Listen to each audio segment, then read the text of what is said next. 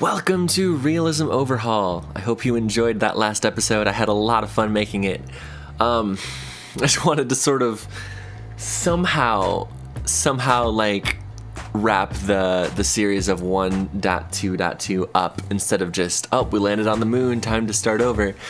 So I thought maybe we can make it like restarting the game, but from their point of view, from the people living in that save file's point of view, restarting their entire universe, basically.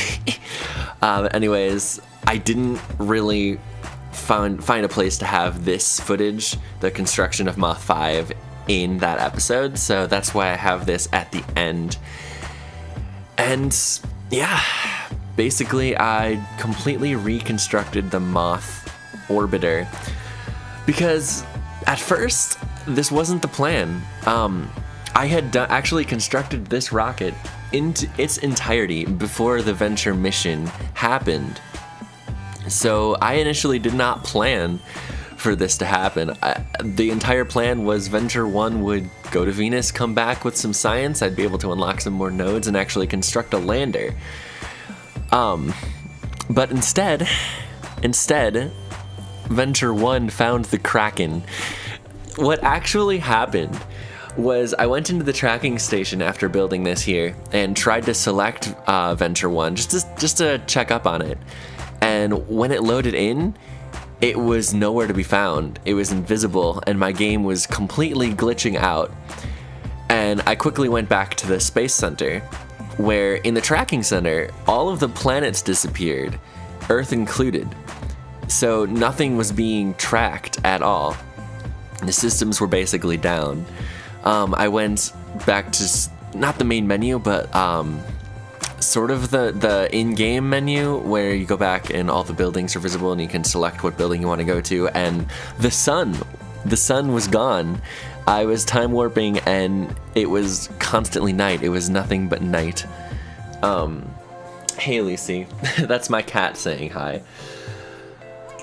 Hi. Yeah, the entire game was glitched. And there was actually two. There was Venture 1, and then there was a Venture 1 probe. The Venture 1 probe, after I reloaded the game, ended up just being a decoupler, which had the same effect. But this time when I went back to where all the buildings were, it was just flooded. And Scatterer does that from time to time, but it gave me the idea of Venture 1 hit a barrier out there, and it initiated the restart sequence of the simulation somehow, as if they were never meant to leave Earth's sphere of influence. But yeah, I don't know, I had a lot of fun making that. But what that means is 1.3.1 is coming your way soon. TM, trademark, copyright, soon. I'm gonna start playing it. I haven't started yet. I still haven't, as of right now. Hey, Lucy. But I definitely plan on starting that soon with the restarted. No one in that universe, we could say it's another universe perhaps, knew that there was something was ever restarted. It's just their simulation, but they don't know they're in a simulation.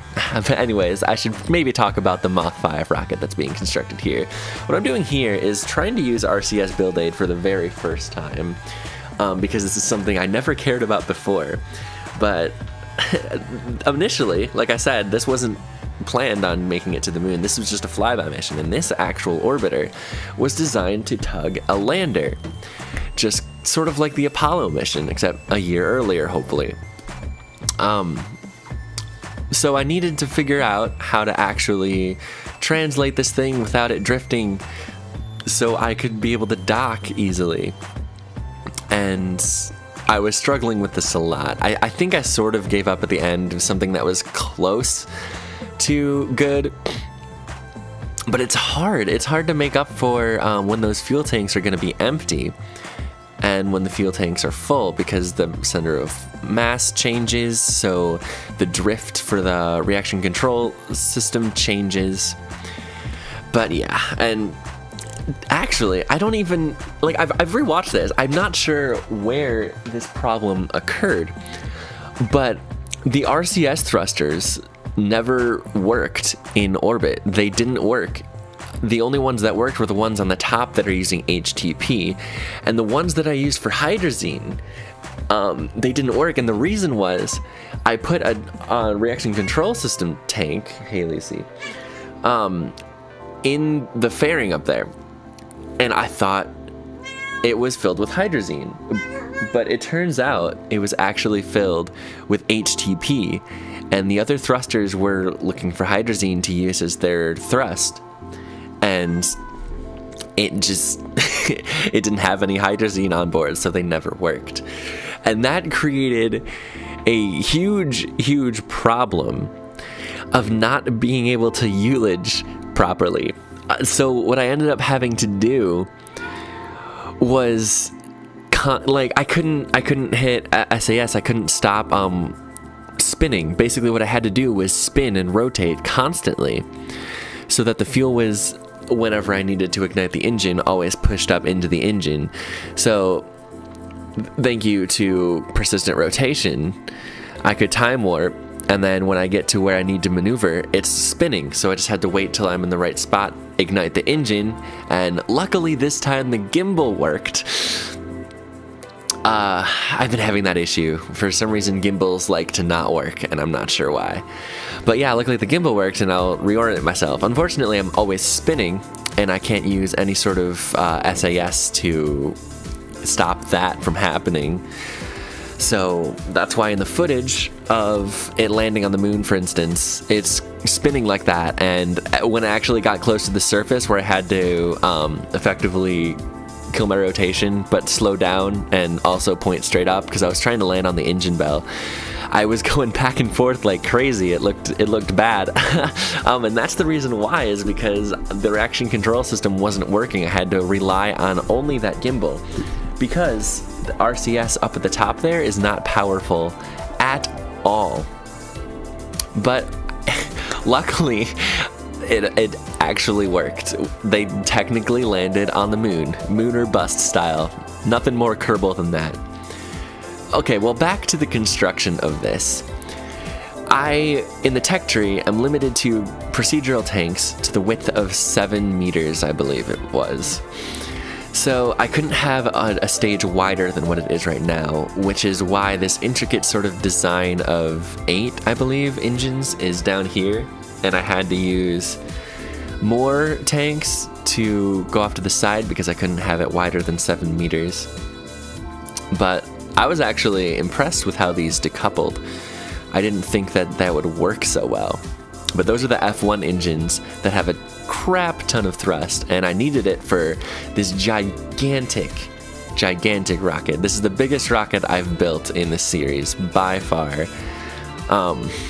I do end up painting it different at some point. I believe it's coming up here. But the design of this is actually pretty much complete. Making it into orbit, I actually didn't make it into orbit. It was completely suborbital at the second stage, which was supposed to be in orbit. So what ended up happening to make it to the moon is I had to use the third stage in the atmosphere to push us to the moon. And that stage, unfortunately, can't be relit. So the initial plan, it's the one with the 4 engines right there. The initial plan was to only light 2 of them. There's 4 ullage motors and 4 engines, so I forgot about the 4 ullage motors. But I wanted just 2 engines to light to get up there and then use the 2 afterwards. But the moment I hit the spacebar, all 4 ullage motors went off.